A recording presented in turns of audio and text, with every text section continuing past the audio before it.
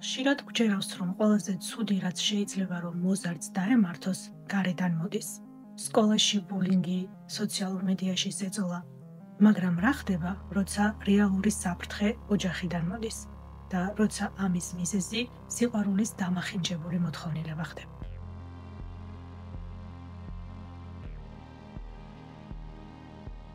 Bell City არის მიჩიგანის შტატის ერთ-ერთი ძალიან პატარა ქალაქი. ქალაქი, სადაც რეალურად ყველას იცნობს, სადაც მხოლოდ ერთი სკოლა. 2020 წლის ოქტომბერში ჰელოუინის ფართისთვის მოსწავლეებმა გადაწყვიტეს, რომ თავიანთი ტრადიციული ჰელოუინის წვეულებისთვის მომზადებულიყვნენ, რომელსაც ყოველთვის ხლოე ვილსონთან ზეიმობდნენ ხოლმე. როგორც ვიცით, მსგავს წვეულებებზე სამწუხაროდ ყველა არაა ხოლმე დაპატიჟებული სკოლიდან და არც ლორენი, რომელიც მაშინ 14 წლის იყო, თუმცა მისი მეგობარი ბიჭი ოუენი არის დაპატიჟებული, რადგან ის და ქლოე ახლო მეგობრები არიან, პატარაობის ასაკიდანვე იცნობენ ერთმანეთს და ოუენმა გადაწყვიტა, რომ თუ თვითონ წავიდოდა წვეულებაზე, მაშინ ლორენსაც დაპატიჟებდა. მიუხედავად იმისა, რომ ქლოე და ლორენი მაინდა-მაინც ვერ ეწყობოდნენ ერთმანეთს და არ მეგობრობდნენ, მაშინ როცა ერთი ოუენის შეყვარებული იყო და მეორე ახლო მეგობარი, ოუენი ცოტა რთულ სიტუაციაში იყო, მაგრამ გადაწყვიტა, რომ ლორენის გარეშე არ უნდა ამ წვეულებაზე წასვლა. წვეულებამდე რამოდენიმე დღით ადრე ლორენი იღებს შეწყობინებას ტელეფონზე უცნობი ნომრისგან, რომელიც ეუბნება, რომ ოუენს უნდა დაშორდეს. ოუენს ის აღარ უყვარს და როგორ შეიძლება ზოგადად მისი მსგავსი გოგონა ასეთი თმით, ასეთი სხეულით ვინმეს უყვარდეს, ვინმეს შეყვარებული იყოს. და სანამ ოუენი მიატოვებს, ჯობია რომ თვითონვე ჩამოშორდეს მას. როგორც ხვდებით, ეს იყო ბულინგის შეტყობინებები, რამოდენიმე შეტყობინება, რომელიც ოუენმაც მიიღო და ლორენმაც უცხო ნომრისგან. ბავშვმა ძალიან განიცადეს, რა თქმა უნდა, ეს ამბავი. შეეცადნენ, რომ თავიანთ კლასში და სამეგობროში გამოეკითხათ, ვინმე ხომ არ იცოდა ან ტელეფონის ნომერი, ან ხო არ უთქვავს ვინმეს რაიმე მსგავსი, ან ლორენის, ან ოუენის საწინააღმდეგოდ, რომ გაეგოთ საიდან მოდიოდა. ეს ძალიან მძიმე შეტყობინებები, მაგრამ არავინ არაფერი იცოდა გარეკვა სადეს ნომერზე, მაგრამ რა თქმა უნდა, არავინ პასუხობდა. მოკლედ, ჩათვალეს, რომ რაღაც ერთჯერადი ამბავი იყო, იმიტომ რომ ჰელოუინის ფართვის შემდეგ აღარ გამოჩენილა ეს უცხო ნომერი და არც ბულინგის შეტყობინებები აღარ ყოფილა. მთელი წლის განმავლობაში არაფერი აღარ მომხდარა, ანუ 2021 წლის შემოდგომამდე გაქრა ეს უცხო ნომერი, მაგრამ ზუსტად 1 წლის შემდეგ ისევ დაბრუნდა. და დაბრუნდა კიდევ უფრო მძიმე შეტყობინებებით და კიდევ უფრო მძიმე ბულინგით, განსაკუთრებით ლორენის წინააღმდეგ, თუმცა ასევე ოუენის წინააღმდეგაც. უბრალოდ თემა უფრო ასეთი იყო, რომ ოუენის სახელს იყენებდნენ ლორენის წინააღმდეგ. შეტყობინებები არის მართლა ძალიან მძიმე, გულწრფელად გეტყვით, რომ ყველა შეტყობინების წაკითხვა გამიჭირდა კიდეც, რადგან ძალიან მძიმეა ფიზიკურობაზე, ოჯახზე, სკოლაზე, სამეგობრო წრეზე. ძალიან მძიმე შეტყობინებებია. ჩემთვისაც კი ძალიან მძიმე წასაკითხი იყო. შემიძლია წარმოვიდგინო 15 წლის თინეიჯერისთვის რამდენად მძიმე წასაკითხი და მოსასმენი იყო ეს ყველაფერი. განსაკუთრებით როცა გჯერა, რომ ვიღაც შენი ტოლი, სავარაუდოდ ვიღაც სკოლიდან გიგზავნის, მეგობარი, რომელსაც ყოველ შემთხვევაში შენ თვლი, რომ შენი მეგობარია. როგორც გითხარით, ძალიან პატარა ქალაქის შესახებ საუბრობთ, სადაც სულ ერთი სკოლაა, როგორც დაწყებით ისე საშუალო სკოლის ბავშვები ერთად არიან შენობაში, კლასშიც ბევრი არცხედან მოსწავლეები, სულ რამოდენიმე პარალელური კლასი აქვთ, ანუ რეალურად ყველას იცნობს და როგორც ბავშვები ყვებიან, რეალურად რაღაც განსაკუთრებული შუღული არავის არ აქვს ერთმანეთის მიმართ. არიან რა თქმა უნდა ჯგუფები, გოგონების, რომლებიც უფრო პოპულარულები არიან ჯგუფები, რომლებიც ერთად უფრო სპორტით არიან დაკავებულნი, არიან ბავშვები, რომლებიც მხოლოდ სწავლაში არიან ჩართულები, თუმცა რაღაც განსაკუთრებული დაპირისპირება ერთმანეთის მიმართ არავის არ აქვს.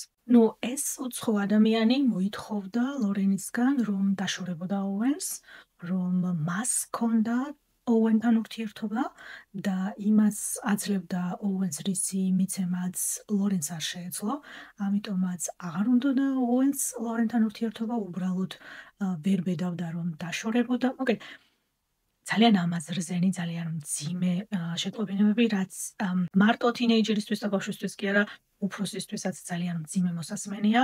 ბავშვები ცდილობენ, რომ ნომერს დაუკავშირდნენ, მაგრამ ნომერი იცვლება. სპეციალური აპი არსებობს, რომელიც სხვადასხვა შტატის და რეგიონის მიხედვით ახალ კოდს ქმნის ყოველ ჯერზე და VPN-ის სისტემას იყენებს, კერძო ქსელის სისტემას იყენებს, რომელიც მისამართს ცვლის, IP მისამართს გიცვლის, ამიტომ ბავშვებმა ვერ შეძლეს თავიანთი ძალებით რომ იპოვათ ვინ იყო ეს ადამიანი და სხვა გზა არ იყო, ძალიან მძიმე სიტუაცია შეიქმნა და გადაწყვეტეს რომ მშობლებისთვის ეთქვათ. ოუენმა უთხრა თავის მშობლებს და ლორენმა უთხრა თავის მშობლებს და ოუენის დედა და ლორენის დედა ოჯახები მეგობრობდნენ, რა თქმა უნდა, ბავშვები მეშვიდე კლასიდან ხვდებოდნენ ერთმანეთს, დაახლოებით 2 წელი უკვე და მშობლებს რა თქმა უნდა მეგობრობდნენ და სხვადასხვა დღესასწაულებს ატარებდნენ ერთად, ბავშვები ხშირად იყვნენ ხოლმე ერთმანეთთან სახლში, ამიტომ მშობლებიც კარგად იცნობდნენ ერთმანეთს და ძალიან განიცადეს რა თქმა უნდა მშობლებმა ეს ამბავი და დედები განსაკუთრებით აქტიურად ჩაერთვნენ ამ საქმეში. თვითონაც სადეს რა თქმა უნდა ნომერს დაკავშირებოდნენ, მაგრამ რა თქმა უნდა არაფერი არ გამოვიდა და რადგან შეტყობინებები არ წყდებოდა, არ წყდებოდა კი არა, იმდენად მძიმე სიტუაცია შეიქმნა, რომ დღეში დაახლოებით 50-დან 100 შეტყობინებამდე ერთი დღის განმავლობაში. დროს, საათს, ადგილს არ ჰქონდა მნიშვნელობა, სკოლაში გაკვეთილებზე, შაბათ-კვირას, დილის 3-4 საათზე მოდიოდა შეტყობინებებიო, როგორც მშობლები ყვებიან. ოუენის დედა ამბობს სხვათა შორის, რომ იძულებულები ვიყავით, რომ საღამოს, როცა ოუენი დასაძინებლად მიდიოდა, ტელეფონი ჩამოგვერთვა მისთვის, რომ 7 ძილი შეძლებოდა, რადგან ტელეფონი არ ჩერდებოდა.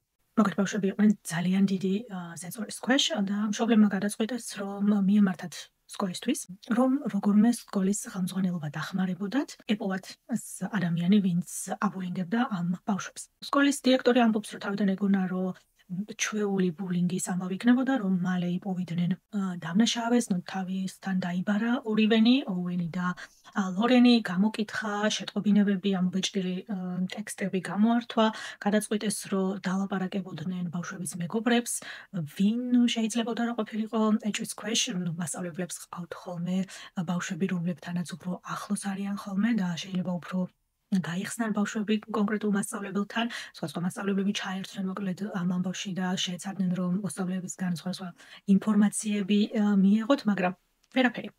რა თქმა უნდა, გამოჩნდნენ დასახელდნენ ადამიანები სამეგობრო წრიდან, კლასიდან, ვინ შეიძლებოდა ყოფილიყო ეჭვის ქვეშ, მაგრამ რეალურად ვერავინ ვერ იპოვეს, ვინ შეიძლება მდგარიყო ამ ყველაფრის უკან. დირექტორი ყვება სხვათა შორის, რომ დაიწყეს ვიდეოკამერების გადამოწმება, ლორენს სთხოვა, რომ როცა შეტყობინებას მიიღებდა, უკან მიეწერა, ეპასუხა ამ ადამიანისთვის და შემდეგ კამერებზე აკონტროლებდნენ, ამოწმებდნენ დროის მიხედვით, თქვათ ვინ ითხოვა კლასიდან გაშვება, ვინ იყო ტელეფონთან, მაგრამ კამერებზე რა თქმა უნდა არ ჩანს ეს და ძალიან რთული დასანახია ხა ეს ბავშვი უბრალოდ შეტყობინებას ამოწმებს თუ რაღაცა სხვა აპი აქვს გახსნილი.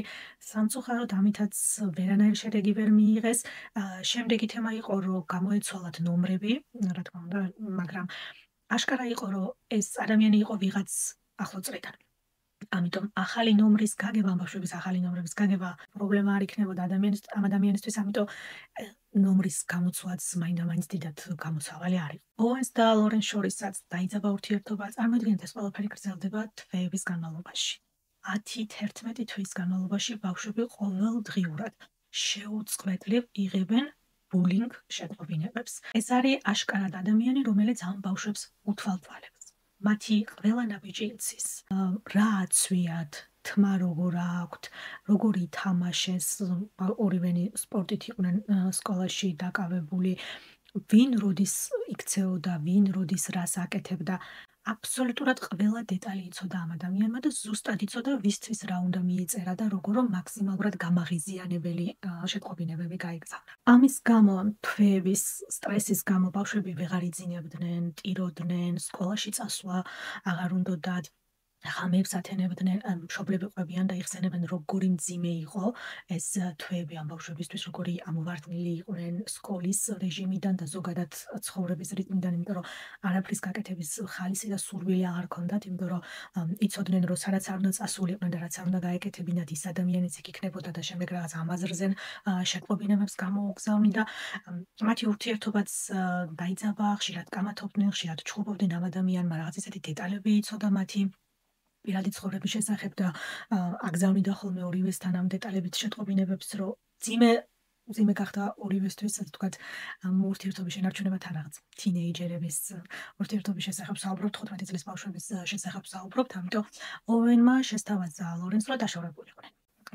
და უთხრა, რომ იცი რა, მოდი პაუზა გავაკეთოთ, დავშორდეთ და თუ ეს ის არის, რაც ამ ადამიანს უნდა, ამის შემდეგ იქნებ თავი დაგვანებოს, ყველა ჩვენს ცხოვრებას დაუბრუნდეთ და სამომავლოდ ვნახოთ, იქნებ კიდევ ერთხელ წადოთ ჩვენი ურთიერთობის განახლება, მაგრამ ვფიქრობ, რომ ჯობია ახლა დავშორდეთ.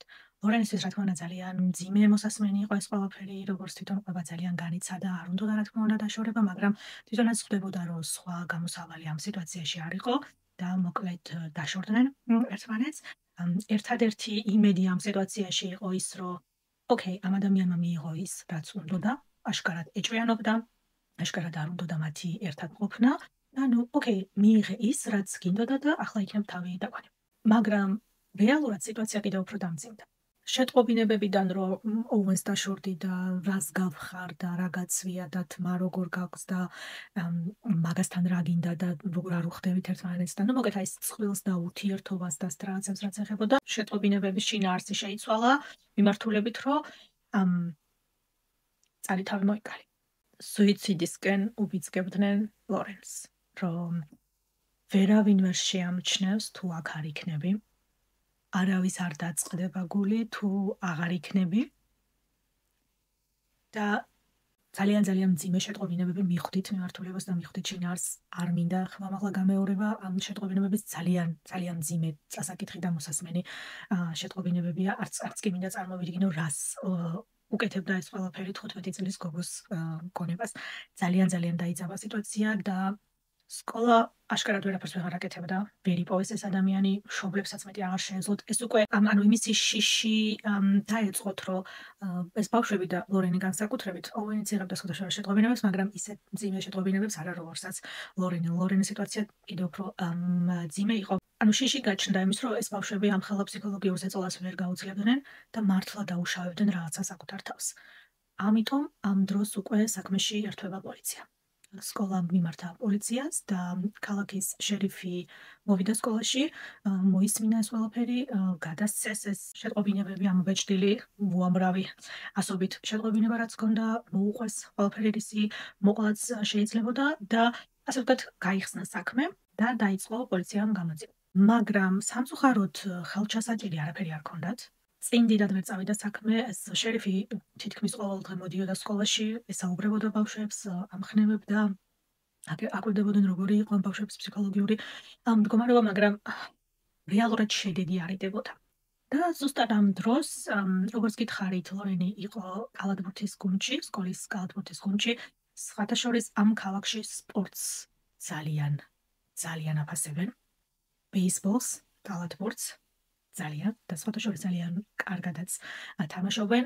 ესე აი, თუ გინდა რომ საზოგადო ამ ქალაქის საზოგადოებას და სოციუმს ეკუთვნოდე, რაღაც ფორმით უნდა იყო რომელიმე სახეობის სპორტში მაინც ჩართული და სკოლაშიც ასე იყო, რომ თუ გინდა რომ წარმატებული იყო და გამოჩნდა და გამოირჩეოდა, მაშინ სპორტით უნდა იყო დაკავებული. ლორენი სხვათა შორის კალათბურთს თამაშობდა და სხვათა შორის ძალიან კარგადაც. დედამისი კენდრა იყო მწვრთნელი. როგორც ბეისბოლის, ისე კალათბურთის გუნდების მწვრთნელი სხვათა შორის, მაგრამ ძალიან ისეთი აქტიური დედა იყო, რომელიც აქტიურად იყო ჩართული თავისი შვილის სკოლო ცხოვრებაში. და ამ პერიოდში ზუსტად მიიღო ლორენმა ასეთი შეტყობინება, რომ თამაში ქონდა და მხოლოდ ერთი ჩაგდება ქონდა, ანუ ერთი ორქულიანი ჩაგდება შეძლო მხოლოდ და შეტყობინება მიიღო, რომ რა თქმა უნდა, როგორია, ამაზრზენი სპორტსმენია, როგორ საშინლად ითამაშა, რომ მის გამო წააგეს თამაში და მხოლოდ ორი ქულა და საერთოდ რატო გახვედი პარკეტზე, რამდენად გჯობი ვარ, იმიტომ რომ მე წინა თამაშში 12 ქულა დავაგრო. ძალიან უცნაურია, როცა ვიღაც იწერება რაღაცა მსგავს, უცნობი ნომრით და უნდა რომ ანონიმურად დარჩეს. ანუ რეალურად პირდაპირ ეუბნები ვინ ხარ, იმიტომ რომ რა თქმა უნდა დედამისის დახმარებით და ლორენმა ორივე მოიძიეს და ძალიან იული საპოვნელი იყო, ვინ დააგროვა გასულ თამაში 12 ქულა. და ასეთი იყო ერთი, ქლოე უილსონი, რომლის ჰელოუინის წვეულებაზე გასულ წელს დაიწყო მთელი ეს ისტორია უცნობი ნომერი და ეს ბულინგ შეტყობინებები. ამის გამო კიდევ უფრო გამძაფრდა ეჭვი, რომ კლოე ჩართული იყო და დაკავშირებული იყო ამ შეტყობინებებთან რაღაც ფორმით, იმიტომ რომ როგორც გითხარით, ლორენს და კლოეს მაინდა-მაინც კარგი ურთიერთობა არ ჰქონდათ, მაგრამ ორივენი ოუენთან იყვნენ ახლოს. კლოე დაიბარის პოლიციის განყოფილებაში და კლოეს მამა სხვადასხვა ასევე პოლიციის ოფიცერია. და ეს მომენტიც გაჩნდა, რომ ეცი რა დაეხმარებიან, ხელს დააფარებენ და სიმართლე ვერ გაირკვევა. ოუენის და ლორენის მშობლებს სხვადასხვა ეს მომენტიც ჰქონდათ. დაკითხვა არანაირი შედეგი არ გამოიღო. ანუ ყველა კითხვას თავისუფლად უპასუხა. არაფერი არ ქონდათ ისეთი, რომ ეს არასრულწლოვანი ბავშვი რაღაც ფორმით დაედანაშაულებინათ. ასევე გამოკითხვაზე დაიბარეს სოფი, რომელიც ოუენის ძალიან ახლო მეგობარი იყო და ლორენთან ასევე არ ქონდა კარგი ურთიერთობა. სოფიც და ოუენიც ბავშვობიდან, პატარაობიდან მეგობრობდნენ, იმიტომ რომ მშობლები იყვნენ ერთმანეთთან ძალიან ახლოს. ოჯახები მეგობრობდნენ და შესაბამისად ბავშვებიც პატარაობის ასაკში განსაკუთრებით მთელს დროს ერთად ატარებდნენ და ამან სხვადასხვა ძალიან დაძაბა სიტუაცია მშობლებს შორის, რადგან ოუენის დედა ყვება როგორ დაურეკა სოფის დედას და სთხოვა რომ რაღაც უნდა გააკეთო, ასე აღარ შეიძლება, ვერ ვიძინებთ. ბავშვები ჭკუიდან გადადიან და გადაამოწმეს სოფის ტელეფონი, დაელაპარაკე და უნდა გაირკვეს რა ხდება. რადგან კლოე და სოფი მეგობრობდნენ და ორივე მათგანი ოუენთან იყო დაკავშირებული და ამჟამად რაც ოუენი და ლორენი ხვდებოდნენ ერთმანეთს, ოუენი ერთმანეთს ცოტა ჩამოშორდა, ცოტა თავის მეგობრებს, იმიტომ რომ ლორენი მათთან ისე ახლოს არ იყო. მოკლედ, რაღაცა high school დრამა წარმოიდგინეთ. თავიდან დაახლოებით ესე მიდის ეს ისტორია, რომ იცი რა, ბავშვები რომლებიც ეჭვიანობენ, ბავშვები რომლებიც რაღაცით უკმაყოფილოები არიან, ბავშვები რომლებიც რაღაცა უაზროვებს აკეთებენ და ასე და ასე. შემდეგ მოგეთ ძირითადი ეჭვი დარჩა ამ ორ გოგონაზე, კლოეზე და სოფიზე. და როგორც ხდება, ახლა როცა საჯარო ხდება რაღაცა ასეთი ინფორმაცია, განსაკუთრებით სკოლაში და ბავშვებში, აღარავინ აღარ ეკონტაქტებოდა გოგონებს, ძალიან მძიმე სიტუაციაში იყვნენ, ყველას სჯეროდა, რომ სწორედ ისინი აკეთებდნენ ამას, მშობლებსაც ეგონათ, რომ სწორედ ისინი იყვნენ დამნაშავეები. თან შეტყობინებებიც მრავლობით პირში იწერებოდა ჩვენ, ვთქვათ, ანუ ოუენი ჩვენია, ჩვენ ამას გავაკეთებთ, ჩვენ ამას დაგიშავებთ, ჩვენ, ანუ მრავლობით პირში, რომ გამოჩენილიყო და შთაბეჭდილება შექმნილიყო, რომ მხოლოდ ერთი ადამიანი კი არ იდგა ამ ყველაფრის უკან, არამედ ადამიანთა ჯგუფი. თან დაემთხვა ის ამბავიც, რომ კლოე თავის მშობლებთან ერთად ფლორიდაში იყო და შემდეგი რამოდენიმე შეტყობინება ფლორიდის კოდით მივიდა ლორენის ტელეფონზე და როცა გაირკვა, რომ კლოე იყო ფლორიდაში, ამან რა თქმა უნდა ეჭვი კიდევ უფრო გაამძაფრა. მშობლებსაც უკვე აღარ სჯეროდათ კლოესი. იმდენად რომ ეცი რა, აი ჩემი ტელეფონი, აიღეთ, ნებართვას გაძლევთ, არანაირი ორდერი არ არის ამისთვის საჭირო. აი აქ არის ჩემი ტელეფონი, რაც გინდათ ის ნახეთ. გადააბარა თავის ტელეფონი, ჩამოტვირთეს რა თქმა უნდა კლოეს ინფორმაცია, ყველაფერი, ვერაფერი ვერ იპოვეს. საერთოდ ვერაფერი ვერ იპოვეს და ამ დროს ლორენს და ოუენს ახალი შეტყობინება მისდით, რომ თქვენს გამო პოლიციის განყოფილებაში დამიბარეს და საათობით მკითხავდნენ და ტელეფონის შაბარება მომწია. ანუ ხო გამორიცხულია, რომ კლოე რომ მართლა ყოფილიყო ადამიანი, ვინც ამ შეტყობინებებს აგზავნიდა, მიიწერებოდა, რომ ეცია პოლიციის განყოფილებაში ვიყავით თქვენს გამო. აშკარად ვიღაც ძალიან ინდომებდა და ძალიან ცდილობდა, რომ კლოე გამოჩენილიყო დამნაშავედ და მას დაბრალებოდა ეს ამბავი. ცოტა ძალიან ცდილობდა, მე თუ მკითხავთ. შემდეგი იყო შობას ოუენის მშობლების სახლში, წვეულება იყო და ლორენი და ოუენი იღებენ საჩუქრების ფოტოს. ანუ მათთან სახლში გადაღებულ ფოტოს, ოუენის საჩუქრების ფოტოს, რაღაც შეტყობინება იყო ამ საჩუქრებთან დაკავშირებით, რაღაც ვინ რა საჩუქარი მიიღოთ, რაღაც მოკლედ მსგავსი, მაგრამ საინტერესო იყო ამ შეტყობინებაში ეს ფოტო. ანუ ადამიანი რომელმაც ეს ფოტო გადაიღო, რა თქმა უნდა იყო ვიღაც ისეთი, ვინც მათთან იმ წუთას იყო სახლში. და ოუენის დედაყვება სხვადასხვა რამხელა შოკი იყო ეს, იმის გააზრება, რამდენად ახლოს არის მათთან ეს ადამიანი.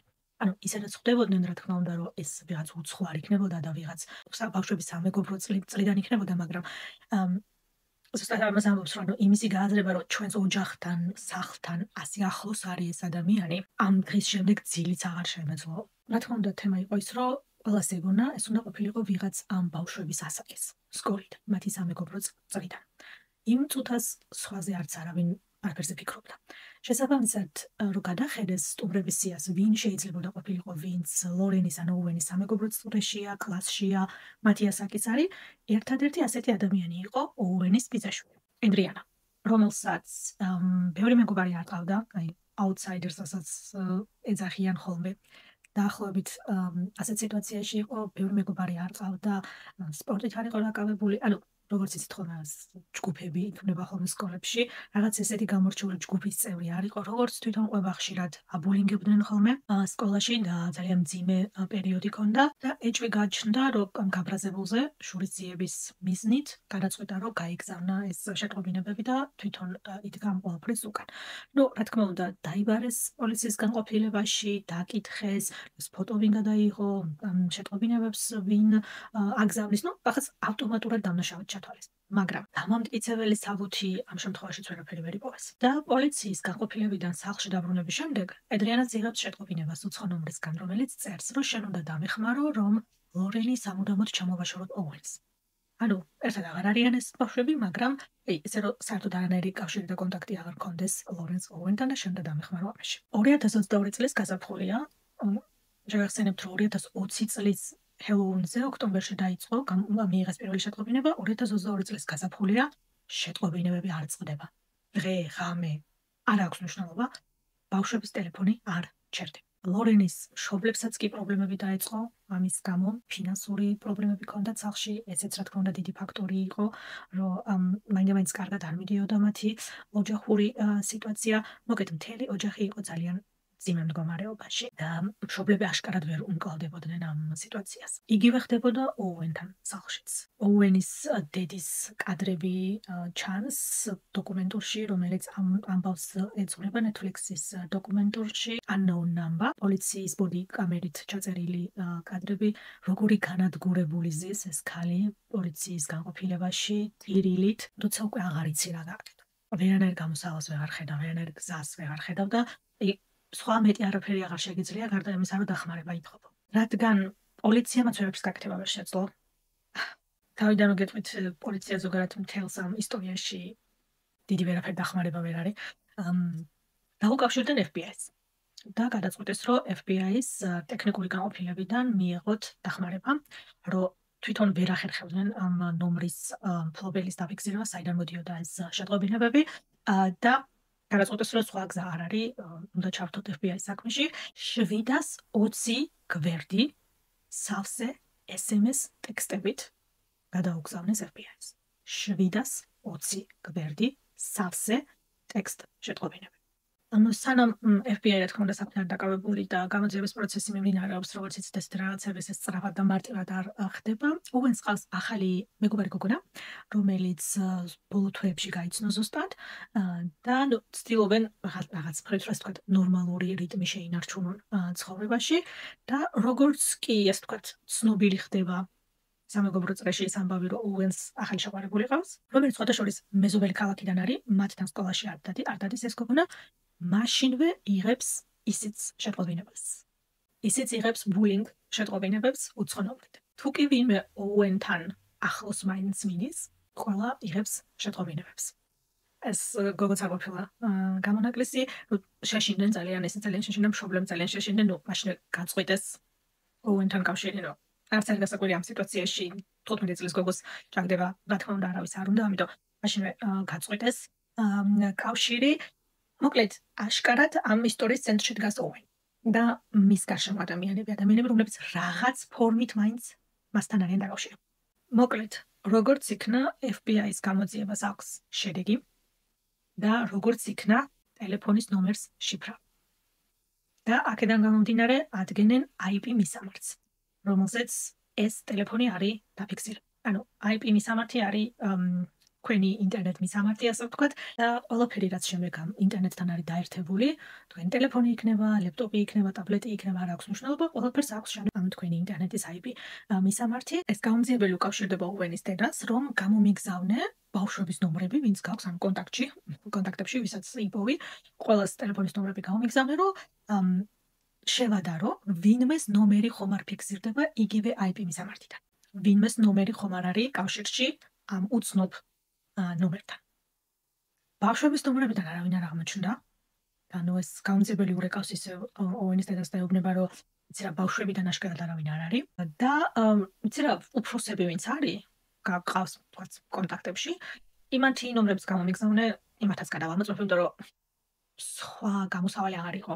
ერთ-ერთი კონტაქტი ოუენის დედის ტელეფონიდან, მობილურიდან ემთხვეოდა ამ IP მისამართს. და ეს იყო კენდრას, ლორენის დედის ტელეფონისგან. აბსოლუტური შოკი. FBI-ის ექსპერტი ურეკავს ოუენის დედას და ეუბნება, რომ კენდრას სახელი ფიქსირდება. ნუ ოუენის დედა, რა თქმა უნდა, არ იჯერებს. ნუ გამორიცხულია, რანაირად შეიძლება მეხმარებოდა თვეების განმავლობაში ერთად ვიძიებდით ამ ყველაფერს. ლორენი მისი შვილია, რანაირად შეიძლება, რომ ამ ბულინგ შეტყობინებებს დღეში ასობით ამაზრზე ნგულის ამრევ შეტყობინებებს კენდრა უგზავნიდა თავის ქალიშვილს. გამორიცხულია. ნუ ეს გაუძიებელი ეუბნება, რომ გასაგებია, რომ არ იჯერებ, მაგრამ ფაქტია. რა თქმა უნდა, გადაეცა ადგილობრივ შერიფს და პოლიციის განყოფილებას ეს ინფორმაცია, რაც FBI-ს ჰქონდა, მოიპოვეს ჩხრეკის ორდერი, რომ ჩამოერთვას კენდრას ტელეფონი, ლეპტოპი, რაც არის ყველაფერი სახლში რაც აქვს და მიდიან კენდრასთან სახლში. ეს ჩაწერილი არის კამერით, ეს ყველაფერი. ძალიან ოცნაური სიტუაცია. პირდაპირ გეტყვით. ძალიან დამაბნეველი, ძალიან გასაბრაზებელი, ძალიან ოცნაური სიტუაცია. მიდის პოლიცია, კენდრა და ლორენი ორივენი სახლში. მარტო, მამა სახლში. პოლიციელი ელაპარაკება კენდრას და ეუბნება, რომ ესეა. რომ თავიდან უარობს, მაგრამ ძალიან მალევე გამოტყდება და ამბობს, რომ თვითონ აგზავნიდა შეყო. თვითონ უგზავნიდა თავის შვილს ამ შეტყობინებებს. მე თავზე ორჯერ ვუყურე, მე მგონი ამ დოკუმენტურს და უამრავი სტატია წავიკითხე ამ თემასთან დაკავშირებით, მაგრამ მაინც არ მჯერა ბოლომდე. ერთადერთი ამბობს იმას, რომ პირველი შეტყობინება მე არ გამიგზავნია. რაც, ანუ თუ გახსოვთ, პირველი შეტყობინება იყო 2020 წლის ჰელოვინის პარტიზე და შემდეგ ერთი წელი იყო პაუზა, არ გამოჩენილა ეს უცნობი ნომერი.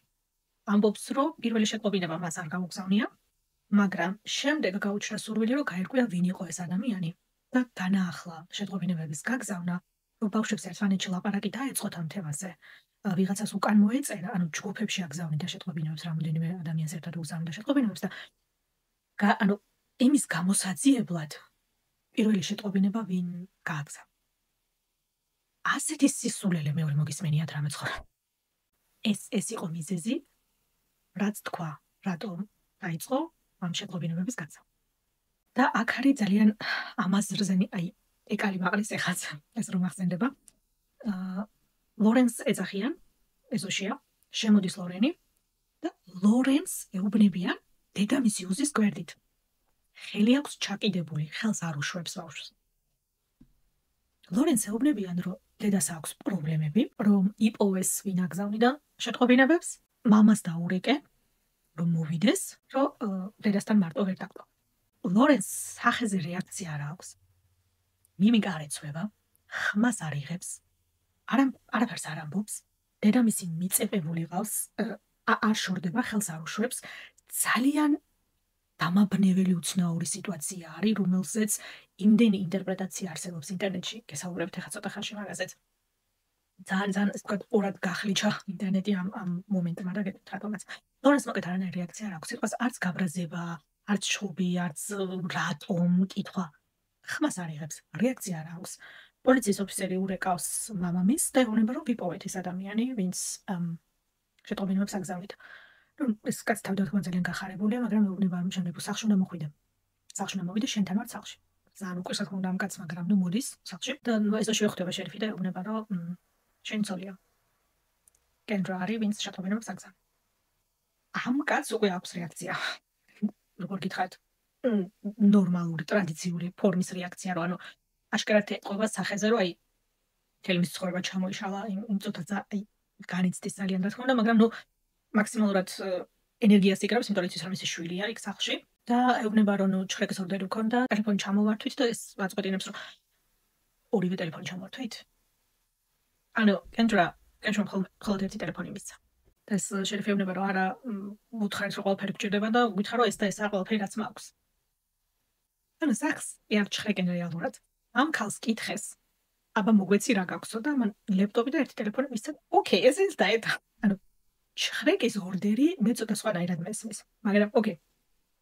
მესმის რაღაცა პატარა ქალაქი და პატარა ქალაქის პოლიცია და ყველას იცნობს და ყოველდღე არ ხდება მათთან ესეთი რაღაცები, რაღაცა ყოველდღე FBI გამოძიებას არ ატარებს ახლა მაგათთან საშუალო სკოლაში და რაღაცა, მაგრამ ჩხრეკა როგორ ტარდება, მე მგონი ეგ ყველა პოლიციელმა იცის, არა?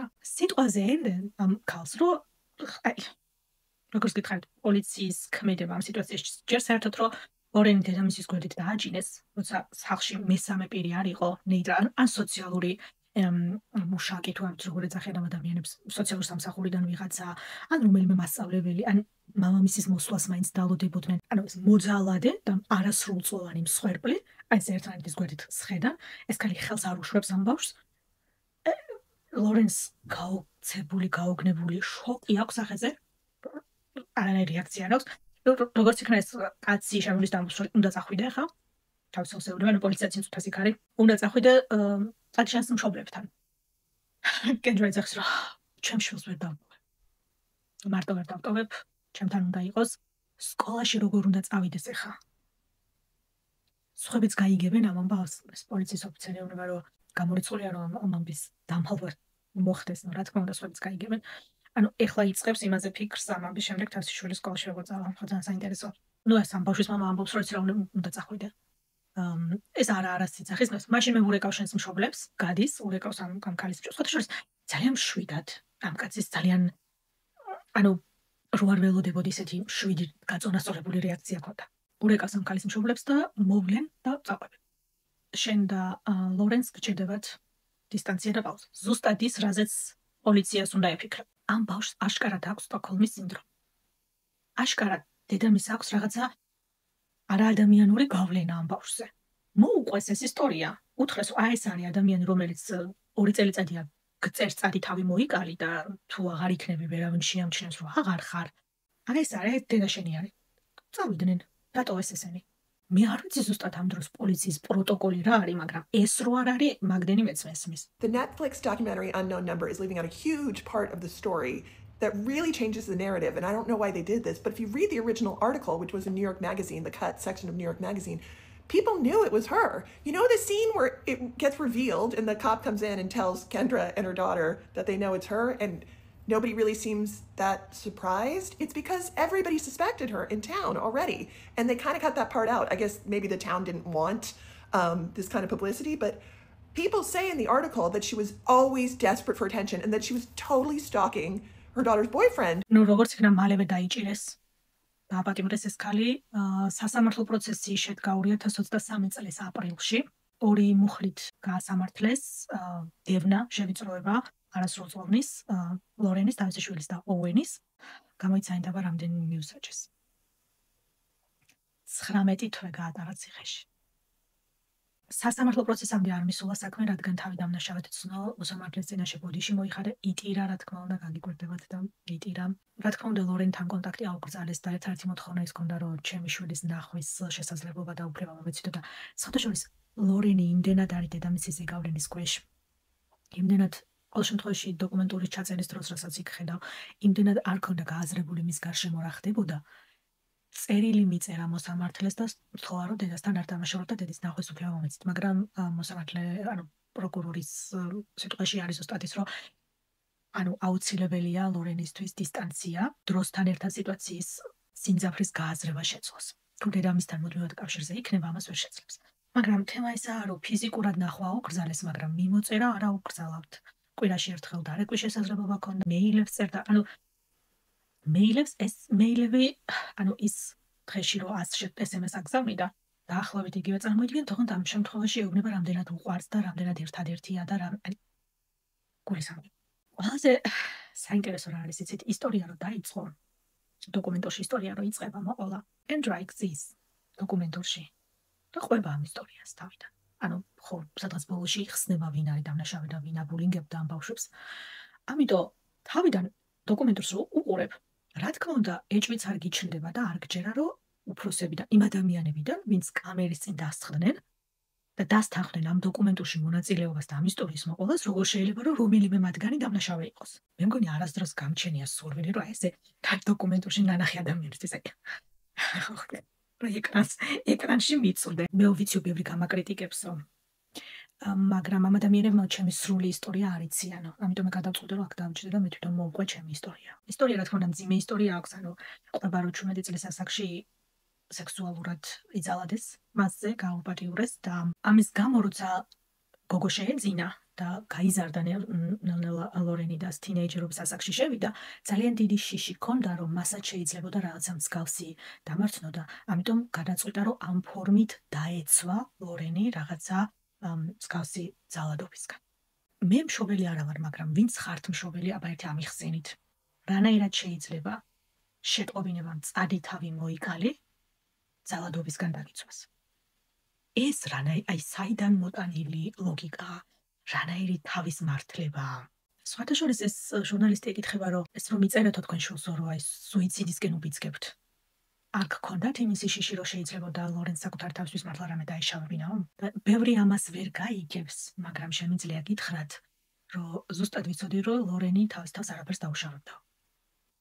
ესაა მომენტი, რის გამოც და ლორენის რეაქციის გამო, როგორი რეაქციაც ჰქონდა, როცა პოლიციამ მოუყვა რა ხდებოდა, ბევრს გონია, რომ ლორენმა იცოდა, რომ დედამისი წერდა ამ შეტყობინებებს. მე არ ვეთანხმები ამ ამბავს, მაგრამ ბევრ დეტალს ამბობენ და ბევრი ფაქტი იყრის ერთად თავს, ვიყვები მართლა ამ შეთქმულების თეორიას, რომ თავიდან სუპერველი შეტყობინება სწორედ ლორენმა გააგზავნა ყურადღების მისაქცევად, მაშინ ჰელოუინის ღართისთვის, ამ პერიოდში, რომ ასე თქვენ ოუენის ყურადღება მიექცია და ეს პირველი შეტყობინება მისი გაგზავნილი იყო. და ამის შემდეგ გააგრძელა, ასე ვთქვათ, დედამისმა ამ შეტყობინებების განახლება და გაგზავნა, მაგრამ ლორენმა ყოველთვის იცოდა, რომ ეს დედამისი იყო. რაც გინდათ ის დაარქვით, მაგრამ თუ ნახავთ ამ დოკუმენტურს, ანუ უამრავი ვიდეო და TikTok-ზე, Instagram-ზე ყველა ამ თემის შესახებ საუბრობს, გულწრფელად რომ გითხრათ, მაინდა ეს დოკუმენტურის ნახვაც არ არის საჭირო. მე დავინახე ამ ბავშვში შოკი. მე დავინახე ამ ბავშვში არ იცოდა უბრალოდ რა რეაქცია ქონოდა. ვერ გაიაზრა მის გარშემო რა ხდებოდა. სხვათა შორის დოკუმენტურშიც ხსენდება ეს ტერმინი და ბევრი აკავშირებს მე ამ თემასთან, რომ ეს არის იბერ-მიუნჰაუზენის სინდრომის რაჩვეულებრივი მაგალითი. ანუ მიუნჰაუზენის სინდრომი არის, როცა ადამიანს აგდებ ძიმე მდგომარეობაში, რომ მე შენ დაჭირდე ფინანსურად, ან ფიზიკურად, ფსიქოლოგიურად, რომ მე შენ სჭირდებოდა და შენს გარეშე არ შეეძლოს არსებობა და შენზე გახდეს დამოკიდებული. და ეს არის თქვათ კიბერ ინტერნეტ სოციალური ვერსია ამ სინდრომის, რომ კენჯო ამ ყველაფერს აკეთებდა იმისთვის, რომ მისი შვილი მასზე ყოფილიყო დამოკიდებული. აშკარად ხედავდა, რომ ულამაზესი გოგოა, სპორტით დაკავებული, ძალიან ჭკვიანი. როგორც ჩანს, აშკარად აღარ იყო დედას და შვილს შორის ეს კონტაქტი და კავშირი, რაც თქვათ პატარაობის ასაკში ჰქონდათ და მე ვფიქრობ, რომ თავი გარიყულად იგრძნო და როგორ მე უნდოდა, რომ მაქსიმალურად არ დაეკარგა კავშირი თავის შვილთან და ყველაფერზე იყო ამის გამო წამსვლელი და აშკარად ეგრეც მოიქცა, რომ მისი შვილი არ დაეკარგა ამ იდეით. ერთ-ერთი ძირითადი ვერსია ეს არის, თვითონ თავისი ვერსია როგორც გითხარით არის ის, რომ ლორენის დაცვას ცდილობდა და კიდე ერთი საინტერესო ვერსია არის, სხვათა შორის რამდენიმე სტატია არის ძალიან საინტერესო ამ თემასთან დაკავშირებით და ოუენის დედაც ამბობს სხვათა შორის დოკუმენტურში ორი წინადადებით სულ არ დაუთმეს ამ საკითხს განსაკუთრებულად დიდი ყურადღება ვიდეოს ბოლოში, დოკუმენტურის ბოლოში ორი სიტყვით ახსენებს მხოლოდ ამ თემას, მაგრამ ბევრი ამბობს, რომ ეს ქალი აშკარად ოუენზე იყო ჩაციკლული, რაც გრძნობები ქონდა ოუენის მიმართ, რაც რა თქმა უნდა არ უნდა ქონოდა, თუ დააკვირდებით, შეტყობინებებს იღებდა ყველა, ვინც ოუენთან რაღაცით მაინც იყო კავშირში. მისი ახლო მეგობრები, ბავშვობის მეგობრები შეყვარებული, ახალი შეყვარებული. ანუ ეს ადამიანების ჯგუფი, რომლებიც რაღაცით მაინც, ასე ვთქვათ, ოუენის გარშემო ტრიალებდნენ, იყო ადამიანთა ჯგუფი, რომლებიც ამ შეტყობინებებს იღებდნენ. მე ბევრი საუბარია მის შესახებ, როგორი რაღაცა არაჯანსაღი დამოკიდებულება ჰქონდა კენჯოს ოუენის მიმართ, მუდმივად ესწრებოდა მის თამაშებს, მუდმივად მის გარშემო ტრიალებდა, მუდმივად რაღაცით ეხმარებოდა. მოკეთ, თან ხალხო ის შეტყობინებები რო იცი მე რომ ეს დედამისი აგზავნიდა ამ შეტყობინებებს. ეს სექსუალური შინაარსის ამაზრზენი გულის ამრევი. ანუ ისეც, მაგრამ 15 წლის ბავშვს რო წარმოიდგენ, მით უმეტეს ორმაგად. ოუენზე და ლორენზე ეს ქალი წერდა ამ შეტყობინებებს. ეს არის მაინც უჭირს გონებას ამ ყველაფერს განამუშავება, ბოლომდე მაინც არ მჯერა. კიდე ერთი ვერსია არსებობს ამისიც მართალი გითხრათ. მაგალითად, კიდე ერთი ვერსია არის, რომ ლორენი აგზავნიდა ამ შეტყობინებებს და დედამისმა უბრალოდ საკუთარ თავზე აიღო. ყოველ შემთხვევაში ისი არ იქცევა, ისი არ საუბრობს და ისეთი არ გაძლევს იმის შესაძლებლობას, რომ რაღაც მომენტში ერთი წამით მაინც იფიქრო, რომ შეიძლება კარგი ადამიანის შესახებ საუბრობთ. არა, ანუ რაზე მოვსიცით, რომ ჩვენ ყველა შეცდომებს ვუშვებთ. ჩვენ ყველა ვარღვევთ კანონს. თქვენ ნასვამი არ დამჯდარ ხართ საჭესთან? იცით რა სხვაობაა თქვენს და ჩემს შორის? მე დამიჭირეს. მე ფაქტზე დამიჭირეს. თქვენ არა. მაგრამ თქვენს დაარღვიეთ კანონი და მეც. რეალურად ჩვენ შორის სხვაობა ეგა. აი, ხო გითხარით, აი თან არც იმ ადამიანებისთვის, ვინცაც შეიძლება ეჯეროს, რომ მართლა ლორენი იყო ის, ვინც ამ შეტყობინებებს აგზავნა და დაიწყო და დედამისმა გააგრძელა. ამიხსენით რა ლოგიკით საიდან რანაირად ამბობთ, რომ ლორენიც ისეთივე დამნაშავე შეიძლება იყოს, როგორც დედამისი. ოკეი, კარგით ავიღოთ, რომ მართლა ლორენმა გააგზავნა ეს პირველი შეტყობინება. მერე იმ მომენტში, როცა დედამისმა გაიგო, რომ ლორენმა ეს შეტყობინება გააგზავნა. ანუ ზრდასრული, ნორმალური, ფსიქოლოგიურად ჯანსაღი ადამიანის დედის პირველი რეაქცია რა არის? მოდი მე გავაგრძელებ ამ ამას რძენი შეტყობინებების გაგზავნას? ანუ რანაირად შეიძლება ის, რომ თქვა ლორენმა 14 წლის ასაკში რაღაცა ეს ერთი შეტყობინება გააგზავნა და ის რასაც ეს ქალი აკეთებდა თითქმის 3 წლის განმავლობაში, ანუ რანაირად ადარებენ? ბევრი აი იმდენს მოისმენ სხვათა შორის მე ეხლა რომ ვაგროვებდი მასალას ამ ვიდეოსთვის ძალიან ღრმად შევიჭერი TikTok-ზე განსაკუთრებით ხვიცით ალგორითმი მე როგორ ფუნქციონირებს ერთხელ თუ უყურე რაღაც თემაზე ვიდეოს, ნუ სალსია ჩემი for you page-ი ახლა ამ თემაზე ვიდეოებით. ანუ ვერაფრით ვერ ვიგებ იმ ადამიანებს, რომლებიც ამბობენ, რომ ეს ყველაფერი ლორენის ბრალი იყო და ლორენმა ეს ყველაფერი იცოდა. ოკეი. 15 წლის გოგო მიცოდა ამ ყველაფრის შესახებ. 43 წლის ქალის საქციელს ეს რანაირად ამართლებს? რა შეღავაც იძლევა კენჯურას მიმართ ეს ყველაფერი? რომ თქვა ლორენმა შეიძლება იცოდა. მე რა რაღაცით მის სიტუაციას ამსუბუქებს, ნაკლებად ამაზრზენს ხდის იმას, რასაც 3 წლის განმავლობაში აკეთებდა. მე ისიც გამოჩნდა, რომ თურმე ქმარსაც ატყუილებდა სამსახურიდან გამოუგდიათ და არ ვიცი მთელი წლის განმავლობაში სად დადიოდა ყოველდღიურად, მაგრამ სამსახურში ნამდვილად არ დადიოდა. სხვათა შორის IT სამსახური ქონდა, განათლება მაგ მიმართულებით აქვს და ერთ-ერთ უნივერსიტეტში მუშაობდა ტექნიკურ განყოფილებაში და ასევე კარგად იცოდა როგორ ხდება ეს VPN-ის გამოყენება და ნომერის დაფარვა და ეს ყველაფერი მაგაშიც თურმე კარგად ერკვეოდა, ამიტომ სულაც არ არის გასაკვირი, რომ რაღაცის გაკეთება შეძლო თვეების განმავლობაში მანდაც იტყვილებოდა სახლი დაკარგეს მის გამო. სახლი დაკარგეს, რაღაც დაზიანება იყო, დაზღვეული იყო სახლი და რაღაც დაზიანდა ამინდის გამო და დაზღვევის ფული აიღეს, ფული სად გაქრა და რაში დახარჯა. არავინ არ იცის, ხირას არ იხდიდა თურმე და სახლი დაკარგეს და რაღაც პატარა ბინაში მოუწიათ გადასვლა და თავისი ნივთების დიდი ნაწილი გარაჟებს ქირავენ, როგორც იცით, ამერიკაში ხშირად დიდი გარაჟი ქონათ ნაქირავების, სადაც ეს სახლის, ანუ დიდი სახლიდან რაც ამ პატარა სახლში თუ ბინაში არ იყო ადგილი, იქ ქონათ გადატანილი და თავისი ქმარება, რომ მთელი ჩემი ცხოვრება, მოგონებები, უამრავი ნივთი, რასაც მთელი ცხოვრება ვაგროვებდი, ამ გარაჟში იყო და თურმე ამ გარაჟის ქირასაც არ იხდიდა და ყველაფერი დავკარგეო. არაფერი არ მაქვს. ყველაფერი რისთვისაც მთელი ჩემი ცხოვრება ვშრომობდი, წყალში ჩაიყარა. ვერაფრის გადარჩენა არ შემიძლია. და ეს ყველაფერი ირკვევა აი ამ ანუ ყვილი პათოლოგიურად აქვს აშკარად. ისეთი სახით ზის, აი ბოლომდე კიდე ვერ ვიჯერებ და ვიაზრებ იმას, რომ ეს ქალი დოკუმენტურში იჯდა და აი თავისი სიტყვებით ყვებოდა ამ თავის ისტორიას, ისე ვითომც არაფერი. ლორენზე კიდე ბევრმა ესეც ვერ გაიგო. მე ხა მაინც ბავშვთა ფსიქოლოგი არა ვარ, მაგრამ ამდენი მე მგონი მაინც უნდა ესმოდეს ამ ადამიანებს, როგორ შეიძლება რომ დედამისი, ანუ ლორენი ამბობს დოკუმენტურში ბოლოში, რომ ერთი სული მაქვს, როდის იქნება ესეთი სიტუაცია, დედაჩემი როდის იქნება ესეთ მდგომარეობაში, რომ უფლებას მოგცემენ, რომ ისევ ერთმანეთს შევხვდეთ და ერთმანეთი ვნახოთ და მე მჭირდება ეს ჩემს ცხოვრებაში და როცა დედა არ არის ჩემს გვერდით, მგონია რომ რაღაცა მაკლია. ну ადამიანების რეაქცია უმრავლესობის ყველას არა, მაგრამ უმრავლესობის რეაქცია არის, რომ ну რანაირად შეიძლება ასეთი დედა გენატრებოდეს, რანაირად შეიძლება ასეთ დედაზე ასე საუბრობდე. ხალხო, ეს მის დედა და ეს არასდროს ანუ ეს ასე იოლად არ შეიცვალა. მით უმეტეს ბავშვი აშკარად ასეთი დიდი ზეგავლენის ქვეშ იყო წლების განმავლობაში. იმის გამო რომ ცუდი დედა ეს იმას არ გიცulis, რომ მაინც გინდა რომ დედას უყვარდე. მით უმეტეს ამ ასაკში მე დარწმუნებული ვარ დროსთან ერთად, ასაკის მომატებასთან ერთად.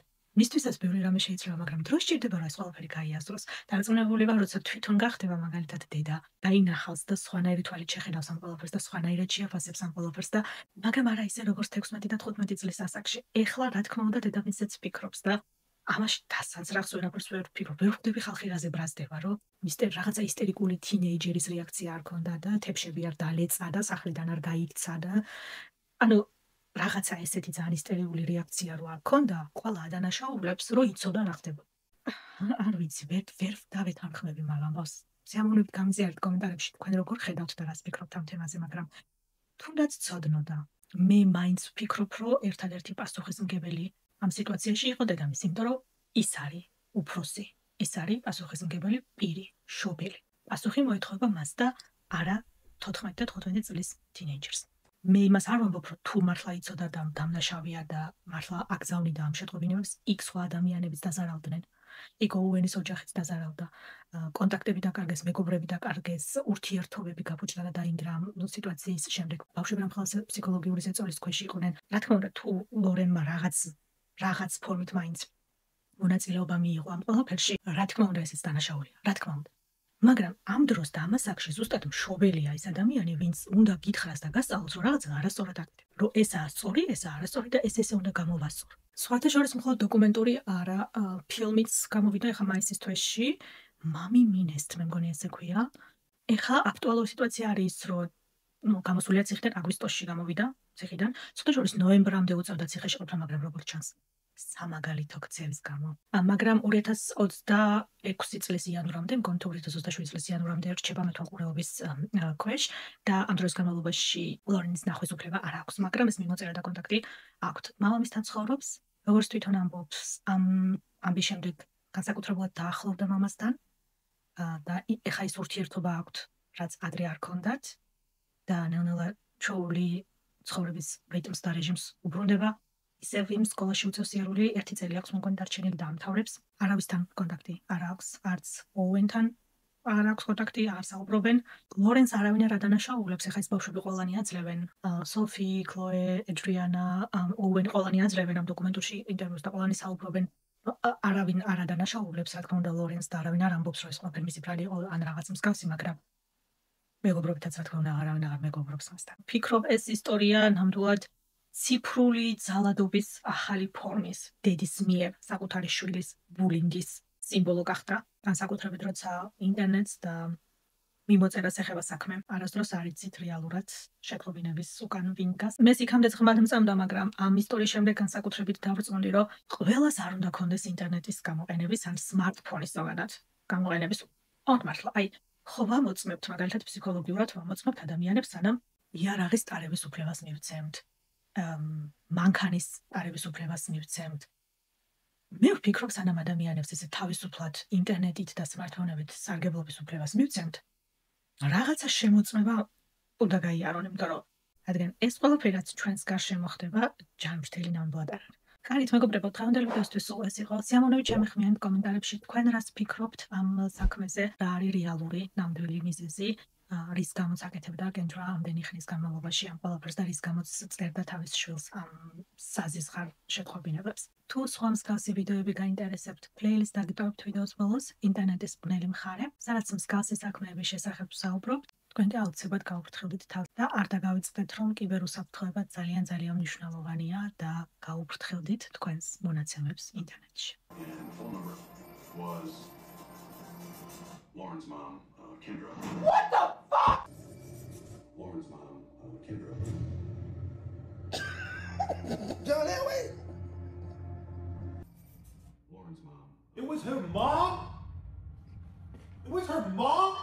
What a bitch. She looks like Quasimodo. Lauren's mom, Kendra. What the fuck?